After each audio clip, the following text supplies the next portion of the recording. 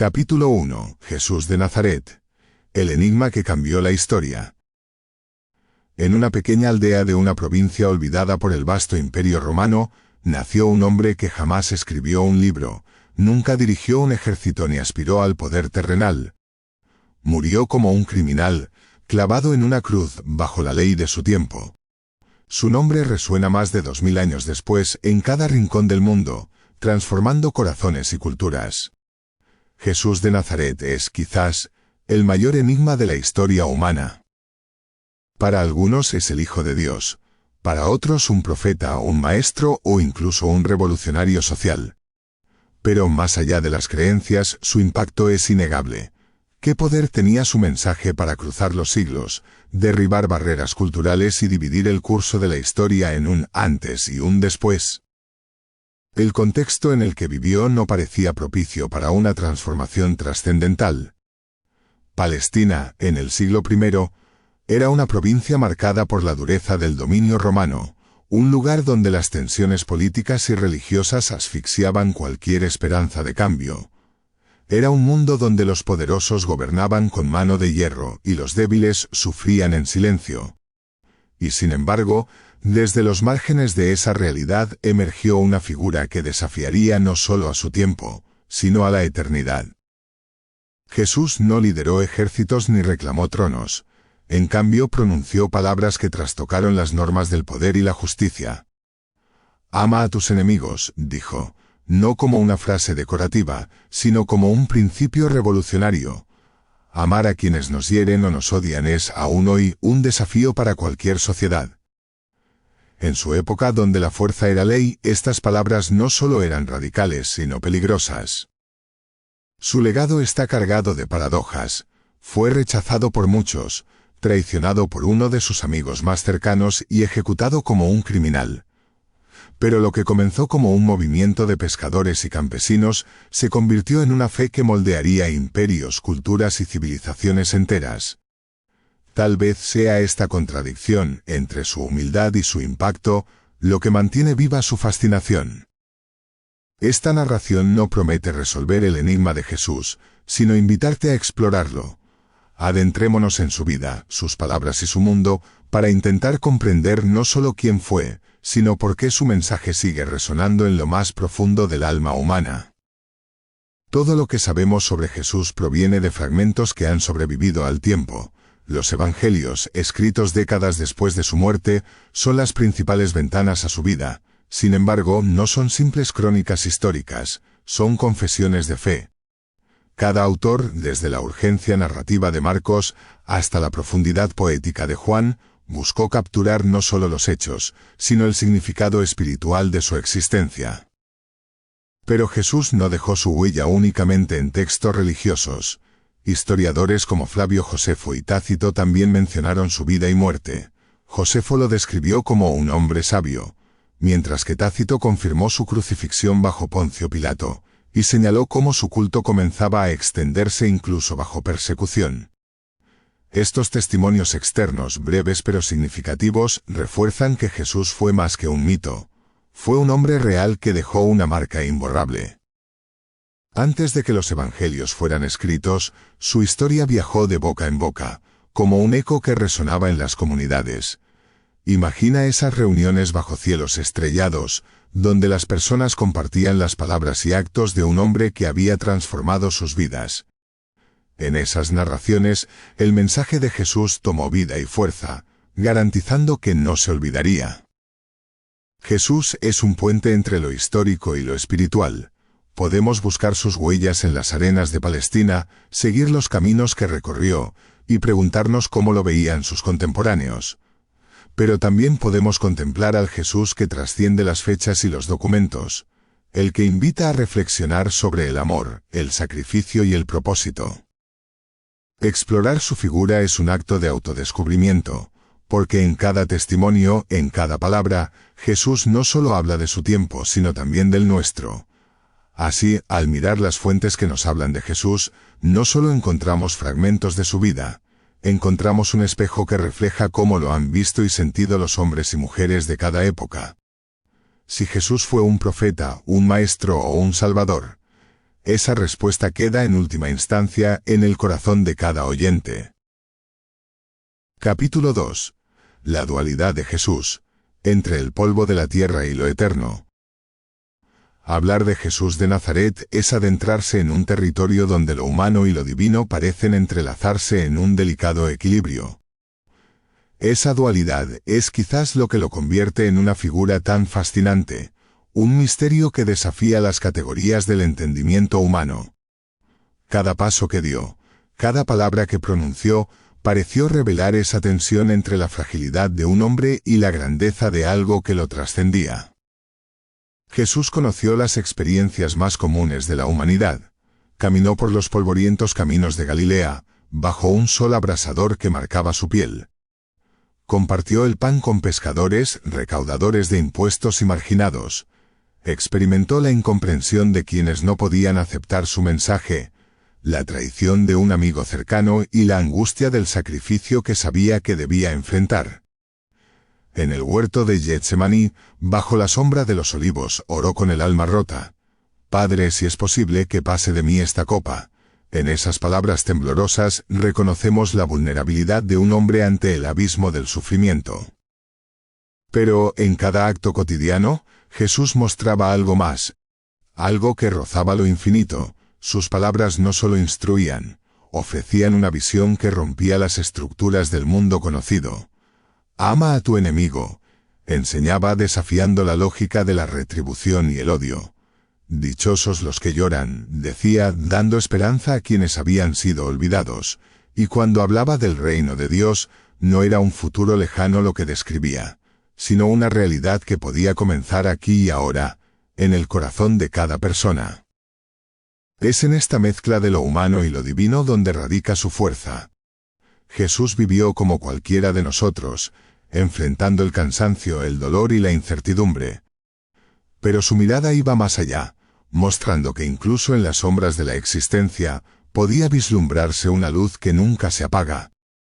Su vida no separaba lo humano de lo divino, lo reconciliaba, enseñándonos que lo eterno no está lejos sino en los gestos más sencillos, un acto de amor, un perdón sincero, una búsqueda de justicia. Esta historia es universal porque atraviesa las barreras del tiempo y las culturas. Jesús habla al que cree y al que duda, acompaña al que sufre y al que busca. No nos da respuestas fáciles sino preguntas que nos invitan a mirar más allá de nuestras certezas. Nos deja un misterio que no requiere ser resuelto, solo vivido.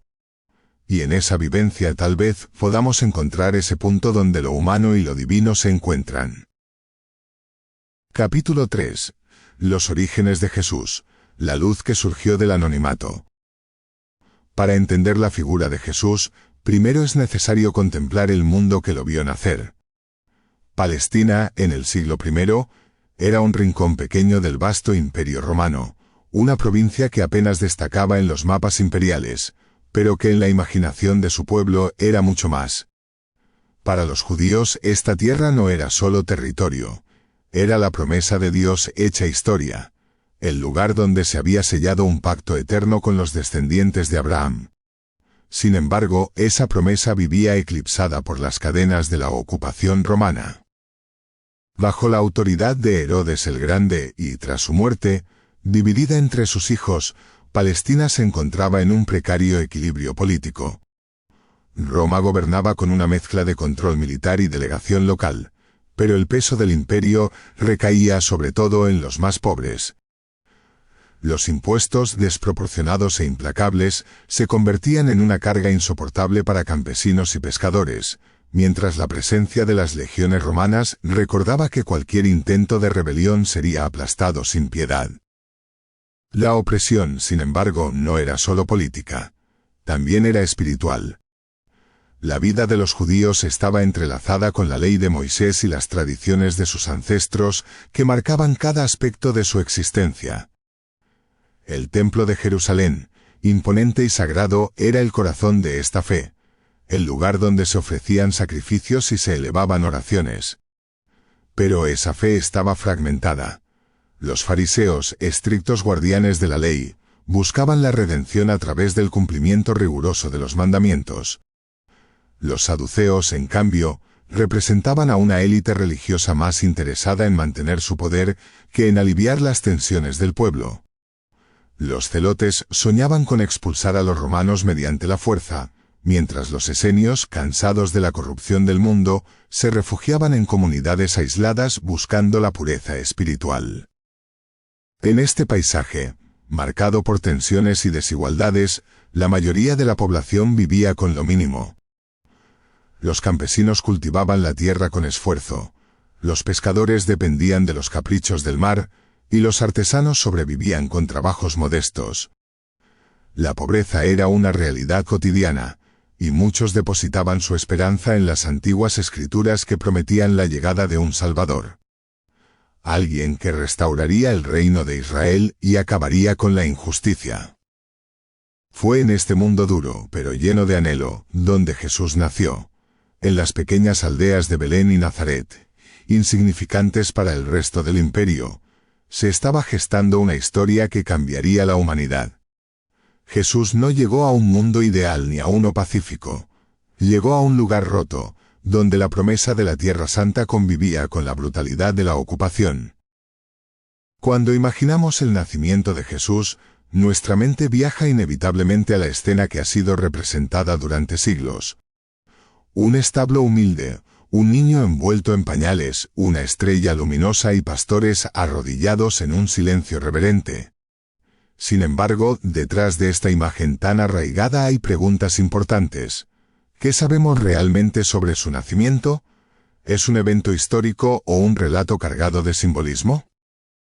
Los evangelios de Mateo y Lucas son las únicas fuentes que narran su nacimiento, y ambos lo sitúan en Belén, conectando a Jesús con la ciudad de David, el pastor convertido en rey. Esta conexión era significativa para los judíos, quienes esperaban que el Mesías descendiera de la línea de David. Lucas, por su parte, introduce un censo ordenado por el emperador Augusto que habría obligado a José, descendiente de David, a regresar a su lugar de origen con María, quien estaba a punto de dar a luz. Sin embargo, los historiadores no han encontrado evidencia de que tal censo ocurriera exactamente como se describe. Por otro lado, el Evangelio de Mateo presenta un relato impregnado de simbolismo. Una estrella guía a los magos de Oriente hasta Belén, donde reconocen al niño como un rey y le ofrecen oro, incienso y mirra. Más allá de los detalles históricos, esta narrativa habla de un mensaje universal. Jesús no es solo el Mesías de los judíos, sino una figura cuyo impacto trasciende barreras y culturas, incluso desde su nacimiento. Aunque los detalles del nacimiento pueden ser objeto de debate, lo que los relatos transmiten es claro. Jesús no llegó al mundo en un palacio ni entre los poderosos. Llegó en la humildad más absoluta, rodeado de pastores y extranjeros, en un entorno que reflejaba lo que sería el núcleo de su misión: estar junto a los marginados y proclamar que el reino de Dios pertenece a los humildes. Nazaret, en contraste, fue el escenario de su vida cotidiana. Era una aldea enclavada en las colinas de Galilea, lejos de las grandes ciudades y rutas comerciales. En este rincón remoto, la vida giraba en torno a la rutina diaria. José, su padre, era carpintero o tal vez albañil, y Jesús habría aprendido el oficio desde niño, trabajando con sus manos, moldeando herramientas y construyendo viviendas para los vecinos. La vida en Nazaret requería esfuerzo, paciencia y una conexión íntima con la tierra. Aquí, entre piedras y madera, se forjaron las primeras enseñanzas de Jesús, no con palabras, sino con el ejemplo de la labor diaria. Nazaret no ofrecía lujos, pero tampoco estaba aislada.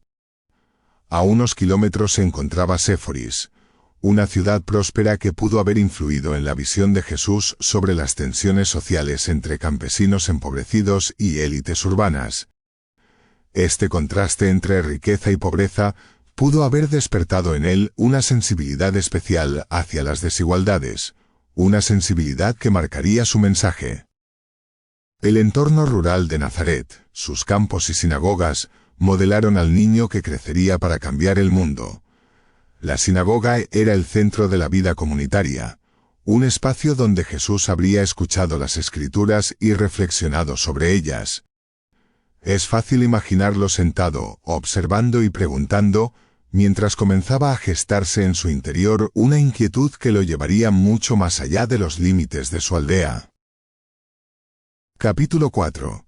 El bautismo y el llamado. Comienza la misión.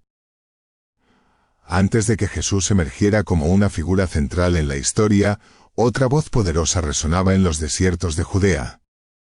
Era Juan el Bautista, un hombre cuya austeridad y mensaje encendían las almas de quienes lo escuchaban. Vestido con piel de camello, alimentándose de miel silvestre y langostas, Juan parecía tan indomable como el desierto mismo. Su voz, fuerte como un río desbordado, llamaba al arrepentimiento y a un cambio radical. Juan no predicaba en el templo, ni buscaba el amparo de las estructuras religiosas de su tiempo. Hablaba desde los márgenes, en las orillas del río Jordán, y su mensaje alcanzaba a pescadores, campesinos, soldados e incluso recaudadores de impuestos. Todos acudían a él, no solo para escuchar sus palabras sino para ser bautizados, un acto simbólico que marcaba el inicio de una vida renovada. En medio de esa multitud, un rostro desconocido se acercó al Jordán: Jesús de Nazaret. ¿Qué llevó a Jesús hasta Juan? Quizás fue la afinidad con la visión de un reino que no se basaba en el poder, sino en la justicia y la transformación interior. Quizás también fue la fuerza del momento, ese río donde el pasado y el futuro de Israel parecían encontrarse. Juan no era solo un profeta, era un catalizador. Encendía llamas de esperanza en los corazones y preparaba el terreno para algo mucho mayor. El bautismo de Jesús fue un acto simple, pero cargado de un significado que trasciende su sencillez. Sumergirse en las aguas del Jordán no era un gesto vacío, era un símbolo de humildad y de empatía con quienes buscaban un nuevo comienzo. Jesús, aunque no necesitaba arrepentirse, eligió caminar junto a los pecadores, compartir sus anhelos y dolores y mostrar que su misión comenzaba desde el lado de los humildes. En los relatos evangélicos, este momento adquiere un tono trascendente. Al salir del agua, los cielos se abrieron y el Espíritu Santo descendió en forma de paloma. Una voz proclamó: «Este es mi Hijo amado en quien me complazco». Estas palabras no solo confirmaron su identidad, marcaron el inicio de su misión. Jesús no era solo un hombre, era el portador de un mensaje que cambiaría el destino de la humanidad. El Jordán, un río con resonancias profundas en la historia de Israel, se convirtió aquí en el escenario de una nueva travesía. Así como los antiguos israelitas lo cruzaron para entrar en la tierra prometida, Jesús lo atravesó simbólicamente para abrazar su destino. Dejó atrás los años de anonimato en Nazaret y asumió el peso de su llamado. Fue un momento de transición, no solo en su vida, sino en la historia misma. Capítulo 5. 40 días en el desierto, 40 noches de desafío. Tras sumergirse en las aguas del Jordán y escuchar las palabras que lo señalaban como el Hijo amado, Jesús no se dirigió de inmediato a las multitudes.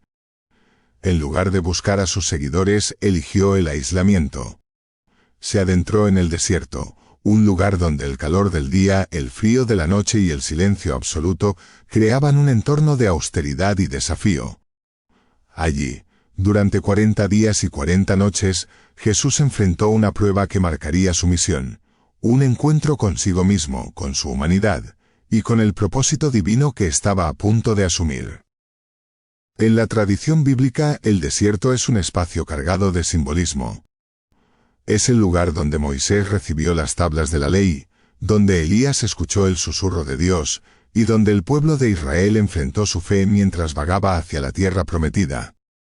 Para Jesús, este espacio no solo representaba un escenario físico, sino un ámbito espiritual, un crisol donde los llamados y las decisiones más profundas podían ser revelados y probados. Durante este tiempo, Jesús ayunó. No fue un acto meramente físico. El ayuno lo despojaba de lo superficial y lo centraba en lo esencial. Sin comida que nutriera su cuerpo, cada día se convirtió en un ejercicio de concentración y resistencia, vaciándose de distracciones para llenarse de propósito. Este acto lo preparó para lo que venía, afinando su espíritu y haciéndolo más receptivo a las demandas de su misión. El desierto, sin embargo, no era solo un lugar de retiro, sino también de confrontación. Según los evangelios, fue allí donde el diablo lo tentó planteándole 3 desafíos que iban al núcleo de su identidad y misión. Primero, lo instó a transformar piedras en pan, apelando a su hambre tras días de ayuno. Era una prueba no solo de su resistencia física, sino de su capacidad para mantenerse fiel a su propósito. Jesús respondió con palabras que iban más allá del momento. No solo de pan vive el hombre, sino de toda palabra que sale de la boca de Dios. En este rechazo mostró que su misión no consistía en satisfacer necesidades inmediatas, sino en ofrecer un alimento más profundo, uno que nutriera el espíritu. La segunda tentación lo llevó a lo alto del templo. Desde allí el diablo le sugirió que se arrojara, prometiendo que los ángeles lo salvarían. En un gesto que no solo confirmaría su divinidad, sino que lo pondría en el centro de la admiración de todos. Jesús rechazó esta invitación con firmeza. No necesitaba espectáculos ni demostraciones grandiosas para cumplir su propósito. Finalmente lo condujo a una cima desde la que le mostró todos los reinos del mundo ofreciéndoselos a cambio de adoración. Era la tentación del poder, de tomar un atajo hacia el dominio absoluto, pero Jesús volvió a responder con claridad y fuerza. Adorarás al Señor tu Dios, y solo a Él servirás. En este acto, Jesús rechazó el tipo de poder que corrompe y divide, reafirmando que su misión no se trataba de conquistar, sino de servir. El desierto, con su silencio y su inmensidad, no solo probó a Jesús, lo fortaleció. Lo devolvió al mundo como el maestro que cambiaría el curso de la historia, llevando consigo la certeza de que su misión no sería fácil, pero sí necesaria. Capítulo 6. Maestro de multitudes, voz de los humildes.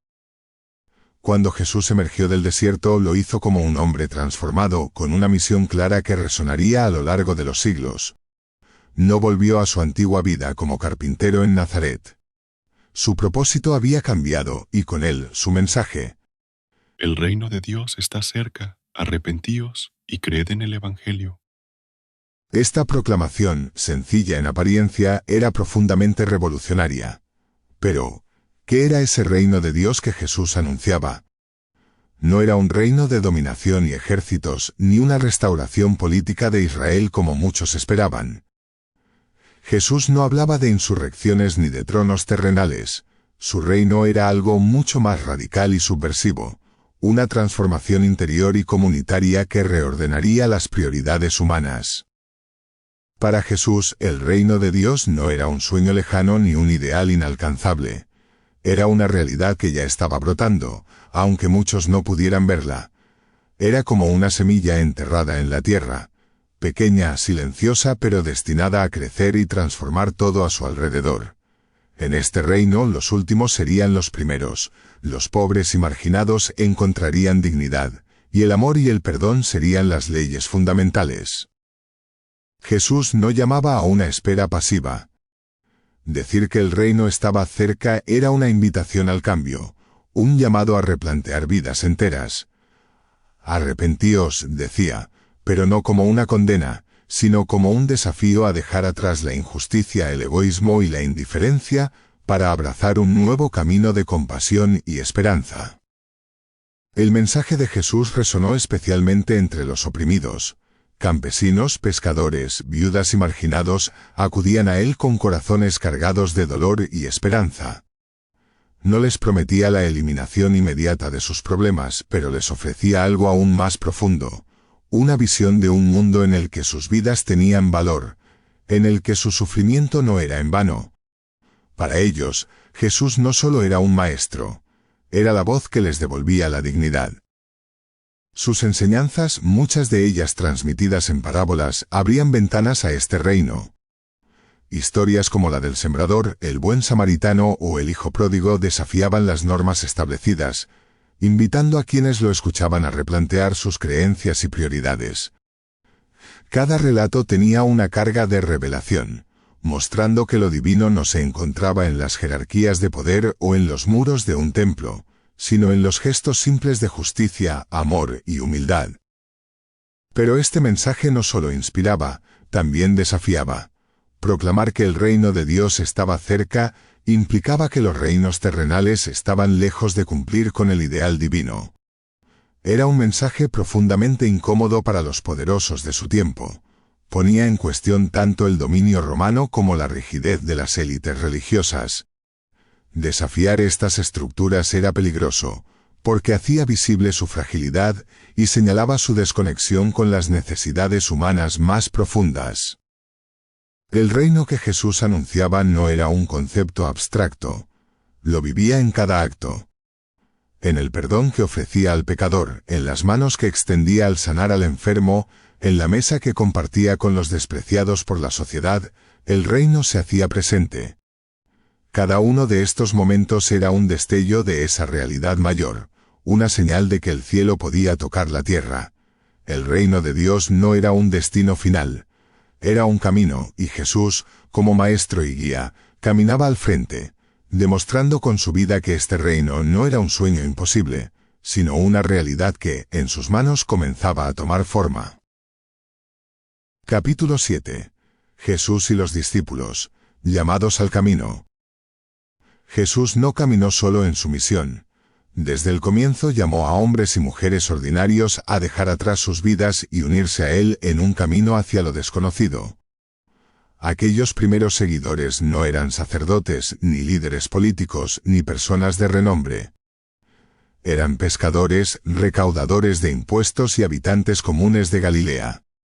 Con sus virtudes y defectos, ellos serían los cimientos de un movimiento que cambiaría para siempre la historia de la humanidad. El llamado de Jesús era directo y transformador. En las orillas del mar de Galilea, se acercó a dos hermanos, Simón, a quien más tarde llamaría Pedro, y Andrés, quienes estaban ocupados lanzando sus redes al agua.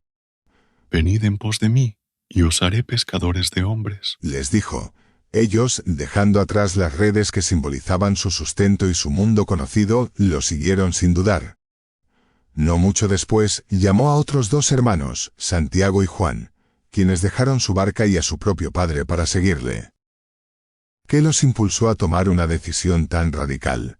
Quizá la voz de Jesús resonó en lo profundo de sus almas, respondiendo a inquietudes que ya habitaban en ellos. Tal vez percibieron algo más allá de las palabras, un destello de propósito que les ofrecía una vida más plena que la que habían conocido. A medida que el círculo de discípulos crecía, también lo hacía su diversidad. No eran hombres perfectos ni libres de defectos. Simón Pedro, quien se convertiría en el más destacado de ellos, era impulsivo, a menudo dominado por sus emociones y dudas. Tomás, conocido por su escepticismo, necesitaría pruebas concretas para creer. Santiago y Juan, los llamados hijos del trueno, a veces mostraban un temperamento que contrastaba con el mensaje de paz de Jesús. Incluso Judas Iscariote, quien más tarde lo traicionaría, formaba parte de este grupo íntimo. Jesús no buscaba seguidores impecables. Veía en ellos no solo lo que eran, sino lo que podían llegar a ser. Los instruía con paciencia, pero también los corregía con firmeza, ayudándolos a superar sus ambiciones y temores. Más que un maestro, Jesús era un guía que les enseñaba a mirar más allá de sus limitaciones, mostrándoles cómo sus vidas podían reflejar los valores del reino de Dios. Ser un discípulo de Jesús, sin embargo, no estaba exento de sacrificios. Seguir a Jesús significaba dejar atrás la estabilidad de sus hogares, las certezas de sus trabajos, y en algunos casos la seguridad de sus relaciones. En su lugar, enfrentaban la incertidumbre, el rechazo social y las dudas internas que surgían ante la magnitud de su misión. Pero también experimentaban momentos que transformaban sus corazones. Eran testigos de milagros, escuchaban palabras que cambiaban perspectivas y se sentían parte de una visión que les daba un propósito mayor. En ellos, Jesús demostró que el reino de Dios no estaba reservado para los fuertes, los sabios o los perfectos. Estaba abierto para todos los que se atrevían a dar el primer paso, para quienes dejaban atrás sus certezas y confiaban en un futuro aún incierto. Capítulo 8. Palabras para el pueblo. Cuando Jesús comenzó a enseñar, su voz se alzó como ninguna otra en su tiempo. No hablaba como los escribas o los fariseos, quienes recitaban la ley con rigidez y mantenían a las personas bajo el peso de normas imposibles de cargar. Jesús tenía un modo de enseñar que cautivaba. Sus palabras eran claras, cercanas y a menudo desconcertantes. No buscaban imponer, buscaban revelar. No solo cuestionaban tradiciones, desnudaban el corazón humano, llamando a un cambio profundo. Jesús no recurría a discursos densos ni a elaboradas doctrinas. Su arma favorita era la parábola, historias sencillas en apariencia pero con una profundidad capaz de desafiar incluso al más sabio. En ellas, los valores del reino de Dios se hacían palpables, mostrando un mundo donde el amor, la compasión y la justicia brillaban por encima de todo. Una de estas parábolas, la del buen samaritano, rompió los prejuicios más arraigados de sus oyentes. En el relato, un sacerdote y un levita, representantes de lo más alto de la religión judía, pasan de largo ante un hombre herido. Pero es un samaritano, alguien despreciado por los judíos, quien muestra compasión y ayuda al hombre en su necesidad. Con esta historia, Jesús desafiaba a su audiencia a mirar más allá de las divisiones culturales y religiosas, recordándoles que el verdadero prójimo no es quien comparte nuestra fe o cultura, sino quien actúa con misericordia. Otra parábola inolvidable es la del hijo pródigo. Un hijo, tras malgastar su herencia, regresa a casa esperando el rechazo de su padre. Pero en lugar de reproches, encuentra unos brazos abiertos y un amor que lo recibe sin condiciones. Esta historia no solo habla de perdón, sino de un amor incondicional que desafía toda lógica humana. Sin embargo, es en el Sermón del Monte donde las enseñanzas de Jesús alcanzan su máxima profundidad. Rodeado de una multitud, proclamó palabras que hasta hoy resuenan con una fuerza atemporal. Las bienaventuranzas, con las que comenzó el sermón, son una invitación a ver el mundo desde una perspectiva completamente nueva.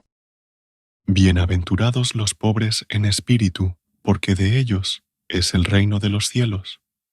Bienaventurados los que lloran, porque serán consolados. Bienaventurados los mansos, porque heredarán la tierra. Estas palabras no solo consolaban a los débiles y marginados, desafiaban a los poderosos y autosuficientes.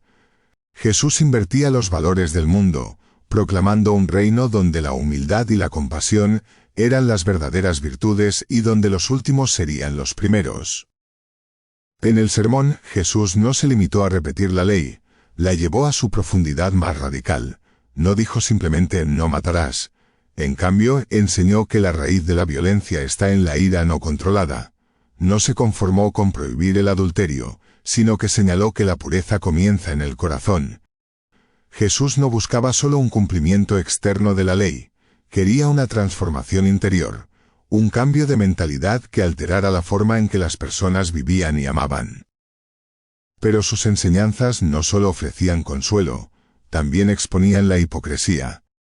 Jesús no dudó en señalar a los líderes religiosos que cumplían la ley solo en apariencia, pero ignoraban la justicia, la misericordia y la fe. Los llamó sepulcros blanqueados, hermosos por fuera, pero llenos de corrupción por dentro. A la vez, Jesús elevó a los marginados, a los que la sociedad despreciaba. Comía con publicanos y pecadores, tocaba a los leprosos y defendía a las mujeres juzgadas por la hipocresía de su tiempo. Las palabras de Jesús no buscaban solo reformar el mundo tal como era, buscaban transformarlo desde su raíz. Cada parábola, cada sermón y cada acto de compasión era una invitación a ver el mundo con nuevos ojos, a creer que un reino de justicia, amor y esperanza no era un sueño distante, sino una posibilidad real que comenzaba en el aquí y el ahora. Capítulo 9. Amigo de pecadores. Desafío a la autoridad. La vida de Jesús no se limitaba a sus palabras, sus acciones hablaban con igual fuerza, desafiando constantemente las normas y expectativas de su tiempo. Donde otros veían barreras inquebrantables, Jesús trazaba puentes.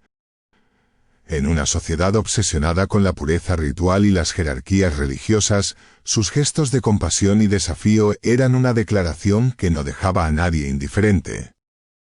Entre las figuras más despreciadas de su tiempo estaban los recaudadores de impuestos.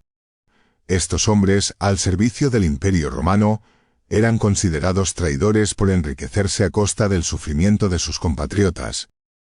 Para muchos, los recaudadores de impuestos no solo eran pecadores, eran una causa perdida, imposibles de redimir. Pero Jesús pensaba de manera diferente. Cuando vio a Leví, también conocido como Mateo, sentado en su puesto de recaudación, no lo evitó ni lo condenó. En cambio, lo llamó. «Sígueme», le dijo. Más tarde compartió una comida en casa de Mateo, rodeado de otros recaudadores y pecadores.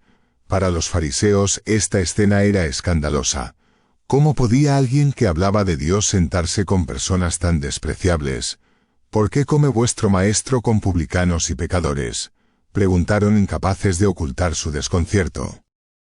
Jesús respondió con una frase que redefinió la justicia divina. No son los sanos los que necesitan médico, sino los enfermos. Misericordia quiero, y no sacrificios. Para él, el amor y la misericordia estaban por encima de las normas sociales y las reglas religiosas. Este simple acto de compartir la mesa era, en realidad, una declaración. El reino de Dios no estaba reservado para los perfectos, sino para quienes reconocían su necesidad de amor y cambio. La compasión de Jesús no solo desafiaba las normas sociales, también cuestionaba las interpretaciones más rígidas de la ley. El sábado, día sagrado de descanso, era para muchos el centro de la fidelidad a Dios.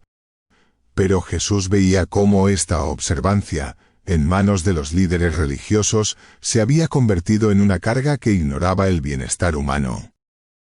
En una sinagoga, un hombre con una mano paralizada se acercó a Jesús. Los fariseos, siempre atentos para acusarlo, observaban cada movimiento.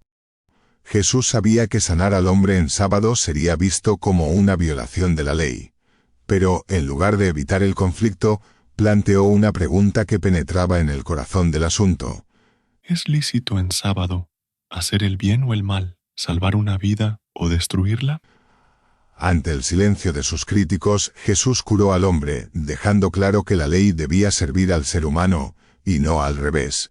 El sábado fue hecho para el hombre y no el hombre para el sábado, afirmó en otra ocasión. Quizás una de las acciones más audaces de Jesús fue su proclamación de que tenía la autoridad para perdonar pecados. En una casa abarrotada, mientras enseñaba, un grupo de hombres bajó a un paralítico a través del techo, buscando su ayuda. En lugar de sanar al hombre de inmediato, Jesús dijo: «Hijo, tus pecados te son perdonados». Estas palabras eran revolucionarias. Según la tradición, solo Dios podía perdonar pecados. Los líderes religiosos, indignados, lo acusaron de blasfemia. Cada uno de estos actos no era solo un gesto aislado, era una manifestación del reino de Dios que Jesús anunciaba. Comer con los marginados, sanar en sábado, perdonar pecados, todo era parte de su misión de romper las barreras que separaban a las personas de Dios y entre sí. El reino que Jesús proclamaba no estaba controlado por los poderosos ni limitado por las leyes humanas. Estaba abierto para todos, especialmente para los rechazados, los olvidados y los imperfectos. Sin embargo, esta visión del reino tenía un costo. Cada gesto de Jesús encendía la ira de quienes veían amenazados sus privilegios y su poder. Para los fariseos, los saduceos y otros líderes religiosos, Jesús no era solo un maestro excéntrico, era un desafío directo al orden establecido, alguien que desafiaba la frágil relación entre la religión y la autoridad política. Capítulo 10. Milagros y tensiones. El desafío al poder. A medida que las palabras y los actos de Jesús atraían a más personas, las tensiones con las autoridades religiosas y políticas se intensificaban. Su mensaje no era solo un consuelo para los oprimidos, era una declaración que cuestionaba las estructuras más profundas de poder y privilegio. Cada enseñanza y milagro ponía al descubierto las fallas de un sistema que anteponía las reglas y el control al bienestar humano. Los fariseos, guardianes estrictos de la ley mosaica, se sentían desafiados por la interpretación radical de Jesús. Para ellos, la fidelidad a Dios dependía de cumplir cada mandamiento, hasta en sus detalles más minuciosos. Pero Jesús no se detenía en la letra de la ley, buscaba su espíritu. Este enfoque generaba conflictos inevitables. Para Jesús, la religión no debía ser un instrumento de opresión, sino un camino hacia la compasión y la restauración. Los saduceos, la élite vinculada al templo y aliada con Roma, también veían en Jesús una amenaza. Ellos mantenían su influencia gracias al frágil equilibrio entre la religión y la política imperial. Pero Jesús hablaba de un reino donde los poderosos serían humillados y los humildes exaltados. Sus palabras y acciones podían desestabilizar el orden que les garantizaba su posición privilegiada. Por su parte, Roma vigilaba en silencio. Aunque Jesús no promovía la rebelión violenta, su creciente popularidad y su capacidad para movilizar a las multitudes generaban preocupación. El imperio no toleraba movimientos que pudieran poner en peligro la estabilidad, ni siquiera si sus causas parecían espirituales. En medio de esta creciente tensión, Jesús no retrocedió. Sus milagros, quizás los actos más emblemáticos de su ministerio, eran mucho más que gestos de compasión. Eran declaraciones de un poder que desafiaba no solo las leyes naturales, sino también las estructuras sociales. Cuando sanaba a un leproso, no solo restauraba su cuerpo. En una sociedad donde la lepra significaba aislamiento y exclusión, Jesús devolvía a estas personas su lugar en la comunidad. Al tocarlos, desafiaba las normas que los condenaban como impuros, proclamando con su acto que nadie estaba fuera del alcance del amor de Dios. De manera similar, al devolver la vista a los ciegos o hacer caminar a los paralíticos, Jesús iba más allá de aliviar el sufrimiento físico. Cada sanación era un signo del reino de Dios, donde la restauración era completa, en cuerpo, mente y espíritu. En la multiplicación de los panes y los peces, Jesús no solo alimentó a una multitud hambrienta. En un tiempo donde la riqueza estaba concentrada en manos de unos pocos, este milagro fue una señal de que, en el reino de Dios, la abundancia no era un privilegio exclusivo, sino un derecho para todos. Incluso los milagros más sorprendentes como resucitar a los muertos tenían un significado más allá de lo evidente. Cuando Jesús llamó a Lázaro desde la tumba, no lo hizo para impresionar a los presentes. Fue un acto que revelaba que el amor de Dios era más fuerte que la muerte. Una promesa de que la vida en todas sus formas podía ser renovada. Con cada acto, las tensiones aumentaban. Mientras las multitudes lo seguían y lo reconocían como un maestro y sanador, las élites veían en él una amenaza cada vez más peligrosa. Sus palabras eran un consuelo para los humildes, pero una confrontación directa para quienes se aferraban a sus privilegios. Jesús sabía lo que esto significaba. Cada milagro y cada enseñanza lo acercaban un paso más a Jerusalén, la ciudad donde estas tensiones alcanzarían su punto culminante. Allí, el poder de este mundo intentaría silenciarlo, pero Jesús seguía adelante, guiado por un amor que no conocía límites y que estaba dispuesto a enfrentar incluso a las fuerzas más oscuras para anunciar la llegada de un reino que transformaría la historia. Capítulo 11. Jerusalén, el inicio del fin. La entrada de Jesús en Jerusalén marcó un momento decisivo. Jerusalén no era solo una ciudad. Era el corazón de la vida religiosa judía y un símbolo de poder donde se entrelazaban la fe y la política. Allí, el templo se alzaba como centro de la devoción, mientras que Roma vigilaba desde las alturas, recordando su dominio con legiones apostadas estratégicamente. Entrar en esa ciudad, siendo conocido como maestro sanador y portador de un mensaje revolucionario, era un acto lleno de simbolismo y peligro. Jesús no evitó Jerusalén, la eligió. Y lo hizo de una manera que desafiaba las expectativas. No entró como un rey terrenal montado en un imponente caballo de guerra, rodeado de guardias o seguidores armados. En lugar de ello eligió un burro, el animal de los campesinos y los pobres, una imagen que evocaba humildad, no conquista. Este gesto, aparentemente sencillo, resonaba profundamente en las profecías. En el libro de Zacarías estaba escrito: «Mira aquí cómo tu rey viene a ti, justo y victorioso, humilde y montado en un asno». Con esta entrada, Jesús no solo cumplía las Escrituras, enviaba un mensaje poderoso y claro. El reino de Dios no era como los reinos terrenales, no se construía sobre la violencia ni el poder, sino sobre la justicia, la paz y el amor. A lo largo del camino, la multitud se congregó para recibirlo. Extendían sus mantos y ramas en el suelo, un gesto de honor reservado para los grandes. Pero para las autoridades, tanto religiosas como romanas, esta entrada no pasó desapercibida. Las palabras y gestos de la multitud eran inquietantes. Proclamar a Jesús como el que venía en el nombre del Señor era más que una expresión de fe. Era una declaración que podía ser interpretada como un desafío al orden establecido. Roma no toleraba rivales al poder imperial, y los líderes religiosos temían que cualquier desestabilización política pusiera en peligro su frágil relación con el imperio. Jesús, sin embargo, no buscaba el poder terrenal que muchos esperaban. Su entrada no era un acto de vanidad ni un intento de alentar una rebelión política. Era una declaración pública de que el reino de Dios estaba en marcha, aunque su naturaleza desafiaría las expectativas de todos. Mientras las multitudes le proclamaban, las tensiones comenzaban a gestarse en los rincones oscuros del poder. Jesús sabía que había cruzado un umbral. Su mensaje, tan radical y subversivo en su esencia, no solo traería alegría a quienes lo entendían, sino que también dividiría corazones. Jesús avanzaba hacia el corazón de la ciudad, hacia el centro del poder y la fe, sabiendo que en esos días oscuros que se avecinaban, la semilla de la esperanza sería plantada de una vez por todas. Capítulo 12. El Templo de Jerusalén. En el corazón de Jerusalén se alzaba el templo, el lugar más sagrado para el pueblo judío.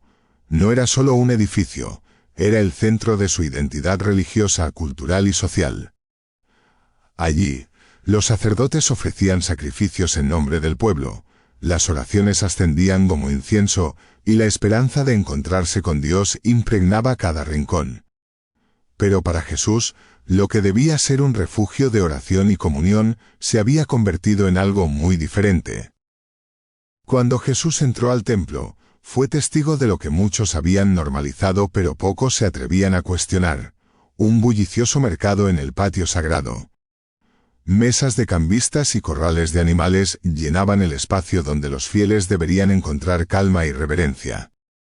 Los peregrinos, que llegaban desde todos los rincones de Judea, eran recibidos con precios abusivos por los animales necesarios para los sacrificios.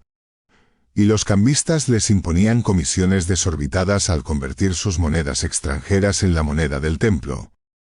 Lo que debía ser un lugar de adoración, se había transformado en un sistema que enriquecía a unos pocos a costa de los más humildes.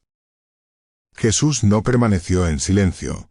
En un acto que combinaba justicia e indignación, volcó las mesas de los cambistas y expulsó a los vendedores. Este no fue un arrebato impulsivo, fue un acto profundamente simbólico, una denuncia abierta de la corrupción que había invadido incluso los espacios más sagrados. Al purificar el templo, Jesús desafiaba no solo a las prácticas económicas injustas, sino a todo un sistema que utilizaba la religión como herramienta de opresión. La reacción fue inmediata. Los sumos sacerdotes y escribas que veían en el templo no solo un lugar de culto, sino la base de su poder y riqueza, entendieron el peso de esta acción. Para ellos, el gesto de Jesús no era solo una amenaza simbólica, era un ataque directo a la estructura que garantizaba su influencia.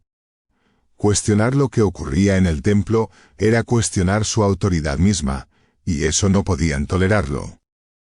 Para los pobres y marginados, este acto tuvo un significado completamente diferente.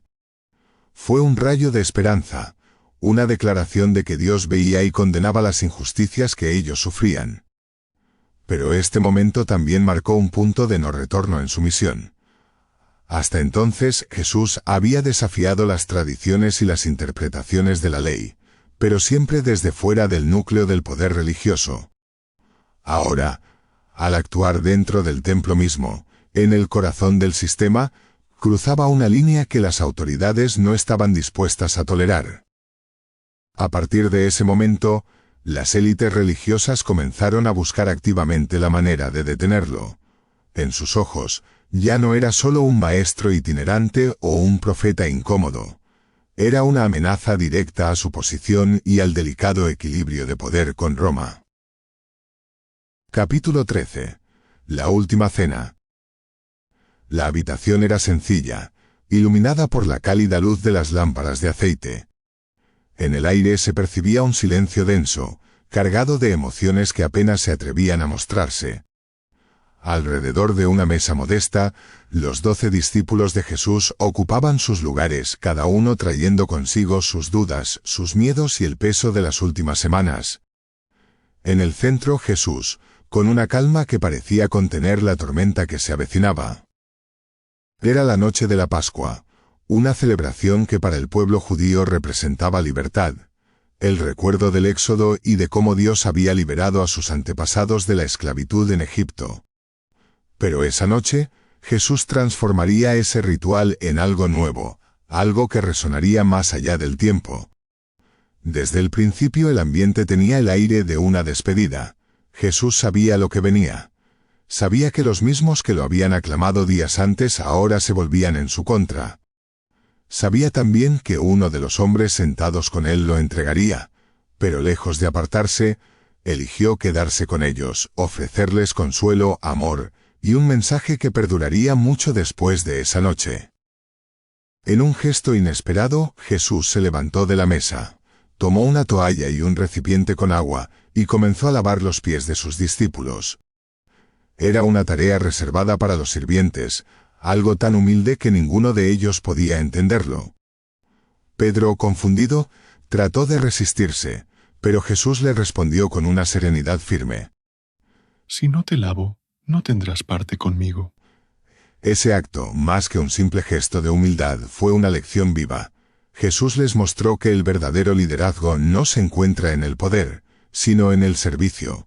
Con agua y sus propias manos, les enseñó que el reino de Dios no se construía desde el privilegio, sino desde el amor manifestado en pequeños actos de entrega cotidiana.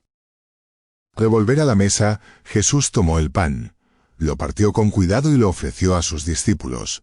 Este es mi cuerpo, que por vosotros es dado. Haced esto en memoria de mí. Luego tomó la copa de vino y dijo, Esta copa es el nuevo pacto en mi sangre, que es derramada por vosotros. El pan tan común y humilde se convirtió en símbolo de su cuerpo entregado. El vino, en representación de su sangre, sellaba un pacto de amor y redención que alcanzaría a toda la humanidad. Con esos simples elementos, Jesús transformó una comida en un acto eterno, dejando a sus discípulos no solo con un recuerdo, sino con una forma de mantener vivo su mensaje. Pero incluso en medio de ese momento lleno de significado, surgió la sombra de la traición. Uno de vosotros me entregará, dijo Jesús, rompiendo el silencio con una declaración que dejó a los discípulos perplejos. Uno a uno preguntaron con ansiedad si serían ellos los traidores. Sin señalar directamente, Jesús compartió un trozo de pan con Judas, un gesto que para los demás pudo parecer insignificante, pero que selló el destino de la noche. Judas sabía lo que tenía que hacer, y la traición que hasta entonces había sido una posibilidad lejana, se volvió inevitable. Esa noche no fue solo un adiós, fue la culminación de su misión. En el pan y el vino, en el agua y la toalla, Jesús dejó un legado que sigue vivo. Fue un momento en el que el amor, a pesar de las sombras que lo rodeaban, brilló con más fuerza que nunca, dejando una huella eterna en la historia y en el corazón de quienes lo siguen. Capítulo 14. Getsemaní, la soledad del amor y la sombra de la traición. Era de noche cuando Jesús y sus discípulos llegaron al huerto de Getsemaní, un lugar apartado, silencioso, donde los olivos con sus formas retorcidas parecían susurrar los secretos de siglos pasados. En aquel rincón de las afueras de Jerusalén, el aire estaba cargado de una inquietud palpable. Jesús, consciente de lo que se avecinaba, les pidió a sus discípulos que permanecieran despiertos con él. Pero agotados por la jornada, no tardaron en sucumbir al sueño, dejando a Jesús completamente solo con el peso de lo inevitable. En la quietud de la noche, Jesús se arrodilló para orar. Con su rostro inclinado hacia la tierra, sus palabras eran un grito silencioso al cielo. Padre, si es posible, que pase de mí esta copa, pero no se haga mi voluntad, sino la tuya. Era un momento de profunda vulnerabilidad.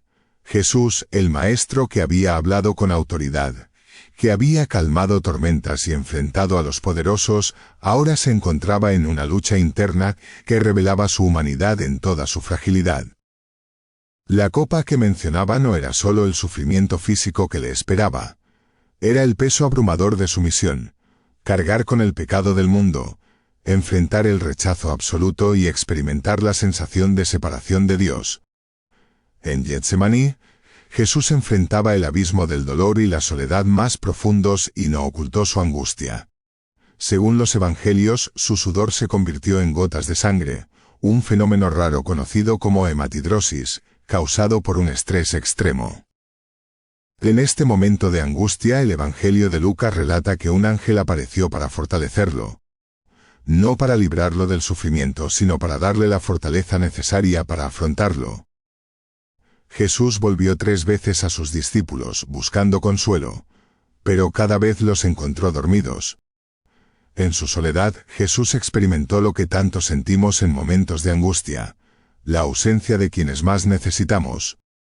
Incluso rodeado de sus amigos, estaba completamente solo en su agonía.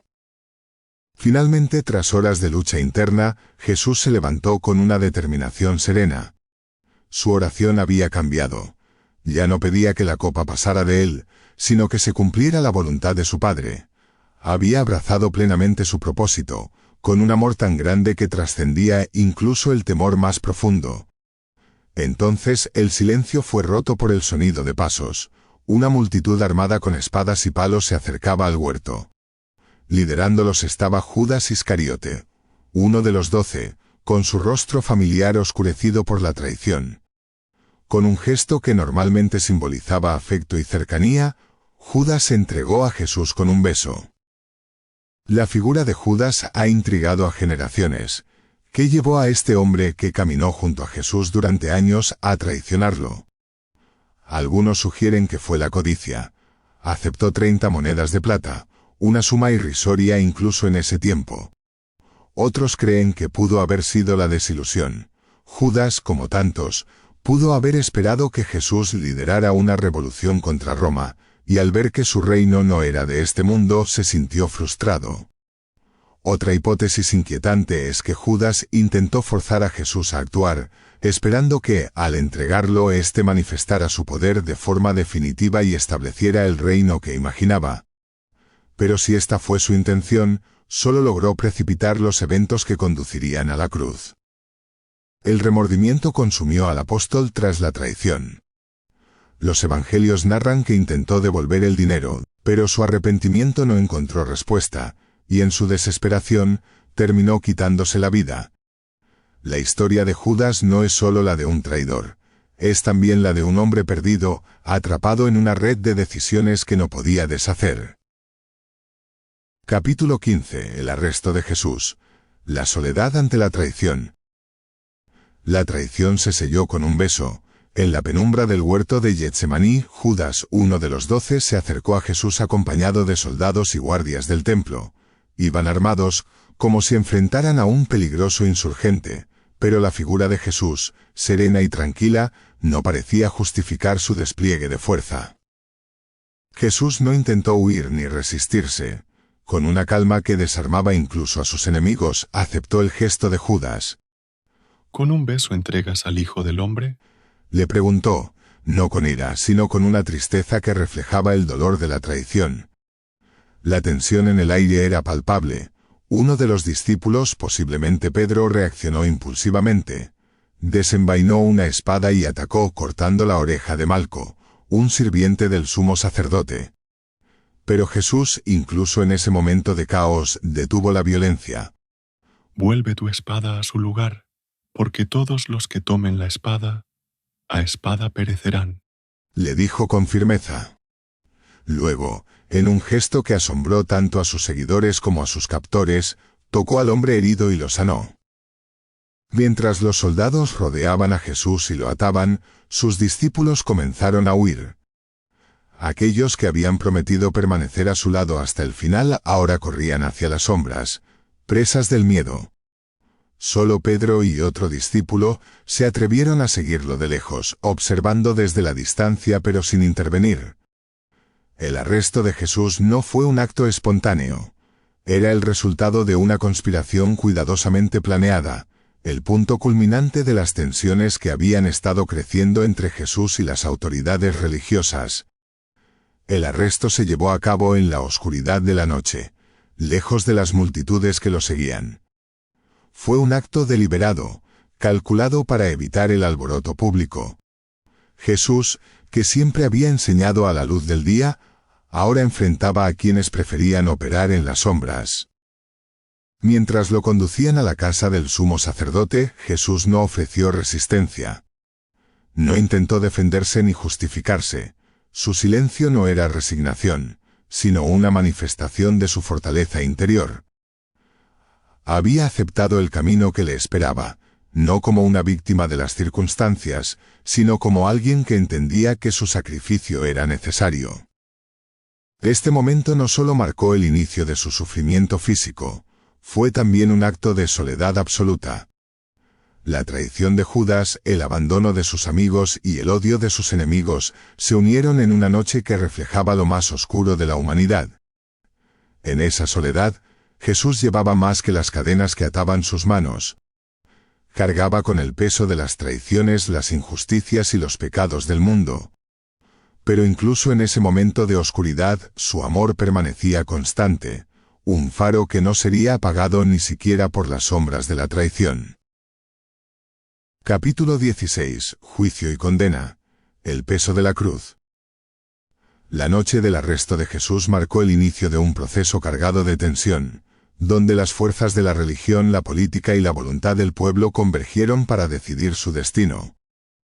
No fue un juicio en el sentido justo de la palabra, fue una serie de maniobras donde la injusticia se desplegó de manera sistemática y cruel. Primero Jesús fue llevado ante el Sanedrín, el Consejo Religioso Supremo de los Judíos.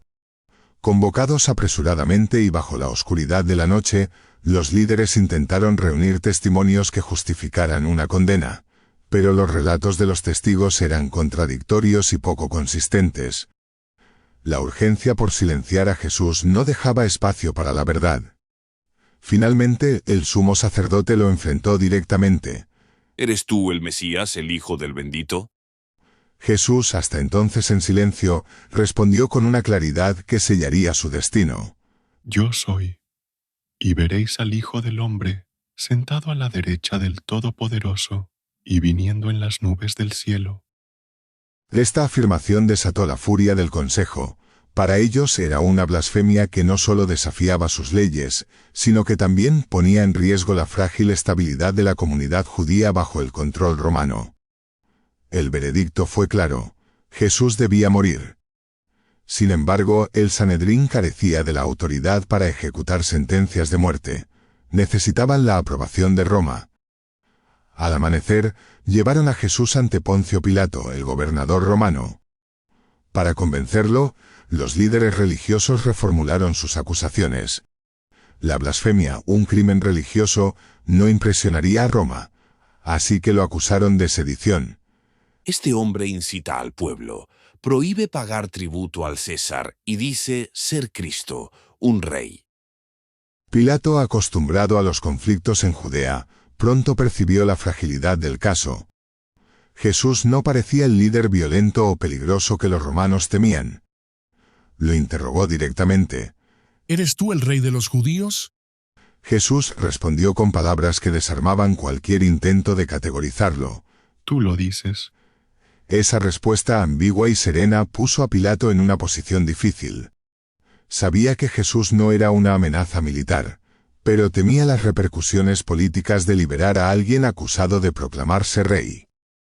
Intentando deshacerse del problema, Pilato envió a Jesús a Herodes Antipas, gobernador de Galilea, al enterarse de que pertenecía a su jurisdicción. Pero Herodes, más interesado en ridiculizar a Jesús que en juzgarlo, lo devolvió a Pilato tras interrogarlo sin éxito. Pilato intentó una última estrategia. Según la costumbre de la Pascua, ofreció al pueblo liberar a un prisionero. Presentó dos opciones: Jesús, el maestro pacífico, y Barrabás, un rebelde violento acusado de insurrección y asesinato. Creyó que la elección era obvia, pero subestimó la influencia de los líderes religiosos sobre la multitud. Instigados por ellos, el pueblo clamó por la libertad de Barrabás y exigió la crucifixión de Jesús. Pilato, atrapado entre su conciencia y el miedo a un motín que podría poner en peligro su posición ante Roma, cedió a la presión. Con un gesto que ha trascendido la historia, se lavó las manos frente a la multitud y dijo: «Soy inocente de la sangre de este justo. Vosotros veréis». El camino hacia la cruz ya estaba trazado. Jesús no lo evitó ni luchó contra él. Lo aceptó, no como un castigo, sino como el sacrificio necesario para redimir a un mundo atrapado en su propia oscuridad.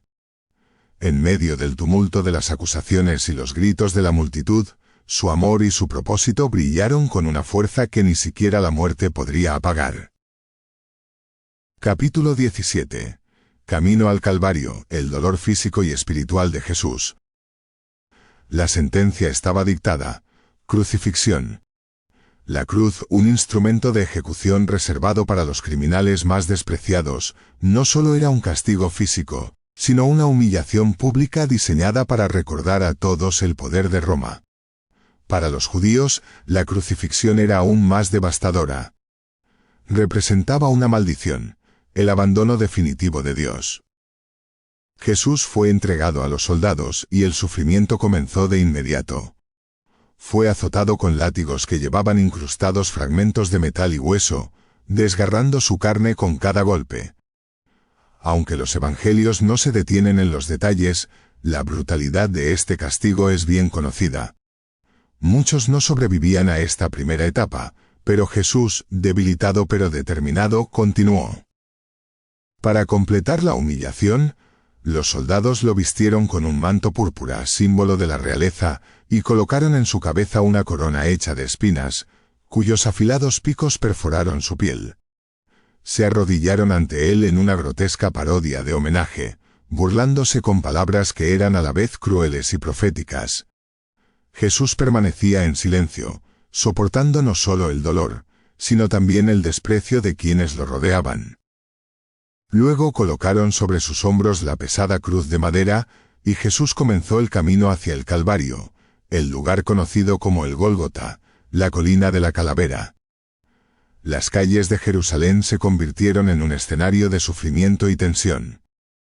Rodeado de una multitud que observaba con mezcla de curiosidad y rechazo, Jesús cargó su cruz, cayendo repetidamente bajo su peso. El sufrimiento de Jesús no se limitaba a lo físico. Cargaba con un peso invisible, pero abrumador, el pecado del mundo entero. Por primera vez experimentaba una separación de su Padre, una distancia que lo hacía sentir el abandono que cada ser humano ha conocido en su relación con Dios. Este dolor espiritual, más profundo que cualquier herida física, lo acompañaba en cada paso hacia el Calvario. Cada caída, cada mirada de burla o compasión era parte de un acto de entrega total. Jesús no cargaba la cruz como un simple condenado, la llevaba como el Cordero dispuesto a ofrecer su vida para reconciliar al mundo con Dios. Cumplía así las palabras del profeta Isaías: Ciertamente llevó él nuestras enfermedades y sufrió nuestros dolores. Capítulo 18. La crucifixión y el silencio del mundo. El Gólgota, el lugar de la calavera, se alzaba bajo un cielo cada vez más oscuro, como si el universo presintiera la magnitud de lo que estaba por suceder. Allí, Jesús fue despojado de sus vestiduras, un acto final de humillación que dejaba su humanidad expuesta ante el mundo. Fue clavado a una cruz de madera, con clavos que atravesaron sus manos y pies, fijándolo al instrumento de su sacrificio. Con cada golpe del martillo, el dolor físico se entrelazaba con el peso invisible que cargaba: la redención de la humanidad. La crucifixión era la forma más cruel y deshumanizante de ejecución en el Imperio Romano, diseñada para maximizar el sufrimiento y humillar al condenado. El cuerpo, suspendido por los clavos, enfrentaba una tortura implacable. Cada esfuerzo por respirar provocaba un dolor insoportable, mientras el agotamiento y la inmovilidad llevaban lentamente al colapso. Era un espectáculo, un mensaje de poder, y una herramienta para destruir no solo al cuerpo, sino también la dignidad del condenado. Pero Jesús, colgado en esa cruz, no era simplemente un hombre enfrentando una muerte brutal. Era el Hijo de Dios, soportando el castigo que no le correspondía. En ese madero, el dolor físico se fundía con un sufrimiento espiritual mucho más profundo: cargar sobre sí los pecados del mundo, sentir el peso de la separación de su Padre, y experimentar la soledad absoluta de quien toma el lugar de toda la humanidad. Aún en medio de su agonía, Jesús habló desde la cruz, y sus palabras se convirtieron en una ventana a la profundidad de su amor y su misión. Padre, perdónalos, porque no saben lo que hacen. Este ruego, dirigido a quienes lo crucificaban y lo insultaban, era una declaración de un amor que trascendía el odio y el dolor. Jesús no pidió justicia ni retribución, ofreció perdón, extendiendo su compasión incluso a aquellos que lo rechazaban. Con cada minuto que pasaba, el sufrimiento de Jesús se intensificaba. Finalmente, con una mezcla de dolor y entrega, Jesús pronunció sus últimas palabras: Padre, en tus manos encomiendo mi espíritu. Y con un último aliento, inclinó la cabeza y entregó su vida. En ese instante el mundo cambió. El cielo se oscureció, la tierra tembló, y el velo del templo se rasgó de arriba abajo. Este velo, que separaba el lugar santísimo del resto del mundo, simbolizaba la distancia entre Dios y la humanidad. Su rasgadura era un signo inequívoco: la barrera había sido destruida.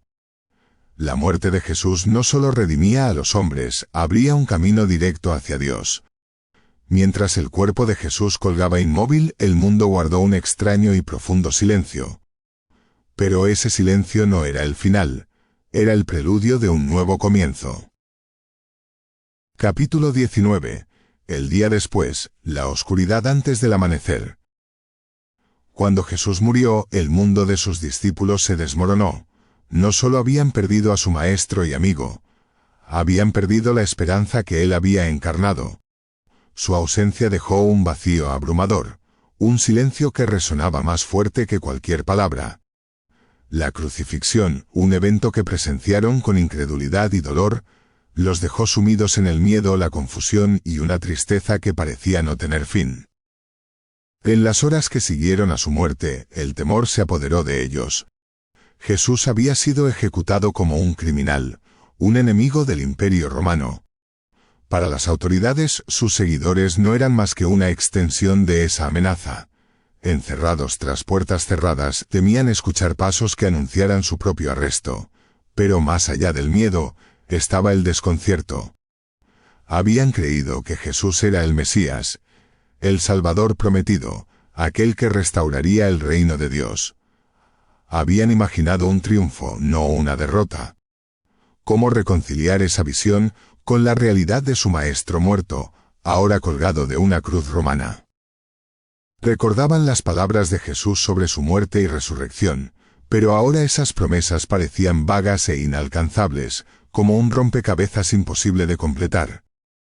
La confusión los envolvía, y una pregunta los atormentaba: ¿había fallado Jesús o ellos habían malinterpretado todo? Jesús había caminado con ellos, había compartido sus días, sus comidas y sus risas. Habían visto su compasión en los ojos de los marginados que sanaba y en las lágrimas que derramaba por los que sufrían.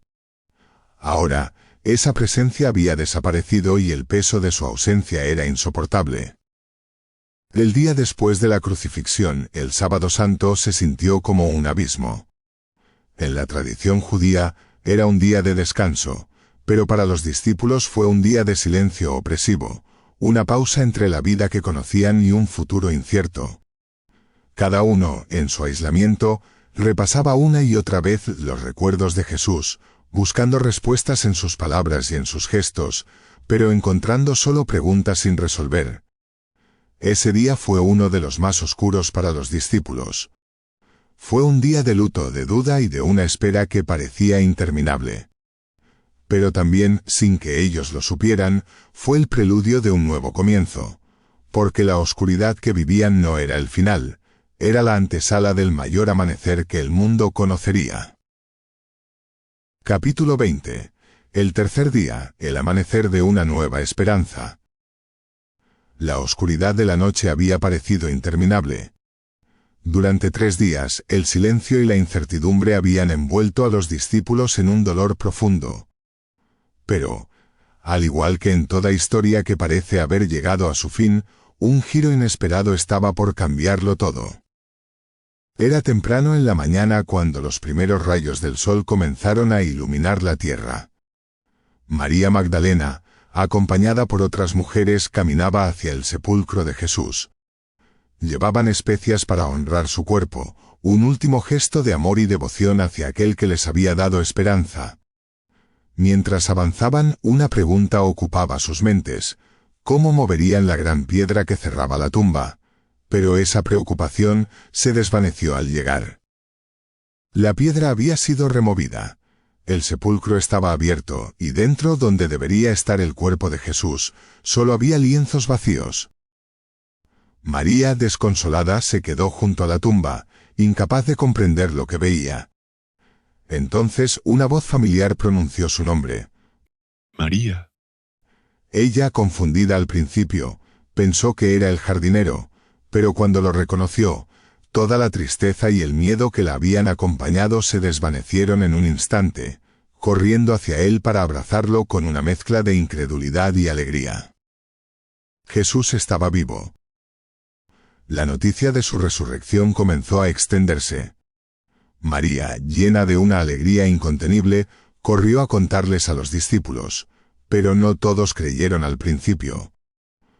El peso de la muerte y el trauma de los últimos días eran demasiado grandes para que sus corazones entendieran tan rápidamente lo que había sucedido. Reunidos a puerta cerrada por miedo a las autoridades, los discípulos intentaban procesar las palabras de María. Y en medio de ese encierro, Jesús apareció. No atravesó puertas ni paredes, simplemente estaba allí, con una paz que irradiaba su presencia. La paz sea con vosotros, les dijo, mostrando las heridas en sus manos y costado. El miedo y la duda que los habían paralizado se desvanecieron, dando paso al asombro y la alegría. Sin embargo, Tomás, uno de los 12, no estaba presente. Cuando escuchó los relatos se resistió a creer. Si no veo las marcas de los clavos y pongo mi dedo en ellas, no creeré, declaró con firmeza. Pero una semana después Jesús volvió a aparecerse. Esta vez se dirigió directamente a él. Acerca tu dedo aquí. Mira mis manos. No seas incrédulo, sino creyente. Ante esa invitación, Tomás cayó de rodillas, transformado por la realidad que ahora entendía. Jesús también buscó a aquellos que, sumidos en la incertidumbre, habían regresado a sus vidas anteriores. A orillas del mar de Galilea, Pedro y otros discípulos volvieron a pescar. Pero tras una noche sin capturas, un hombre en la orilla les indicó que lanzaran la red al otro lado del barco. La pesca fue tan abundante que apenas podían arrastrarla. En ese momento entendieron: es el Señor. Cuando llegaron a la orilla, Jesús los esperaba con un fuego encendido y pan y pescado preparados. Era un gesto sencillo, pero lleno de significado. La relación que habían construido con él no había terminado. Frente a ese fuego, Jesús miró a Pedro, el discípulo que lo había negado 3 veces, le preguntó: ¿Me amas? 3 veces le hizo la misma pregunta y 3 veces Pedro le confirmó su amor. Con cada respuesta, Jesús no solo restauraba a Pedro, sino que lo reafirmaba en su misión. Pedro, tú cuidarás de mis ovejas. Capítulo 21.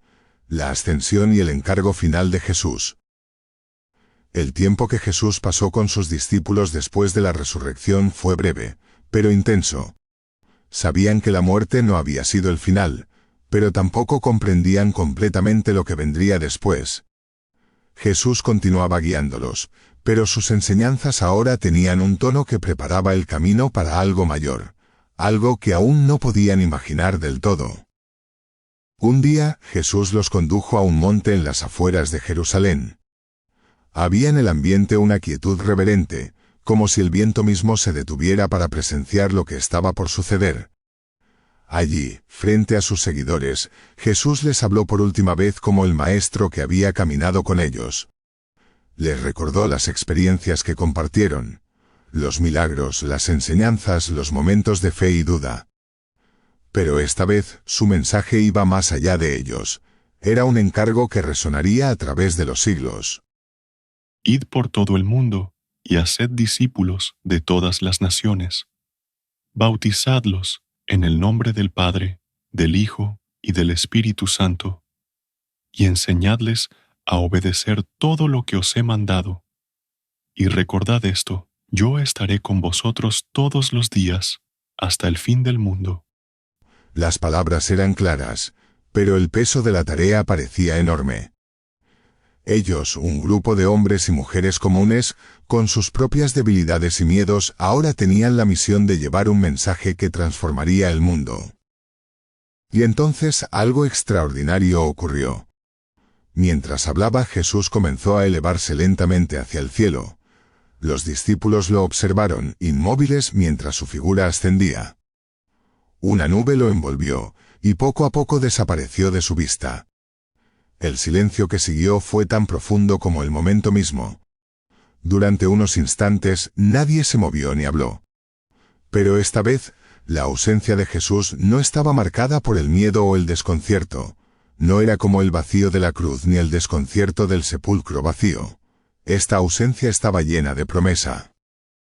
La ascensión no fue solo una despedida, fue el comienzo de un nuevo capítulo. Desde ese monte el peso de la misión quedó en manos de los discípulos, pero no estaban solos. Jesús les había prometido el Espíritu Santo, una presencia viva que les daría poder, consuelo y dirección. Con los corazones transformados por esta experiencia, los discípulos descendieron del monte. Ya no eran los mismos.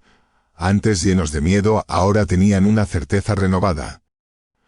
Habían visto al Señor ascender al cielo, pero su misión, la misión de llevar su mensaje a cada rincón del mundo, apenas comenzaba. El mensaje que comenzó con un hombre en una pequeña provincia del Imperio Romano, se extendería más allá de las barreras, de las culturas y de las generaciones. Justo en ese momento, justo en ese monte. Todo cambió, y el mundo nunca volvió a ser el mismo.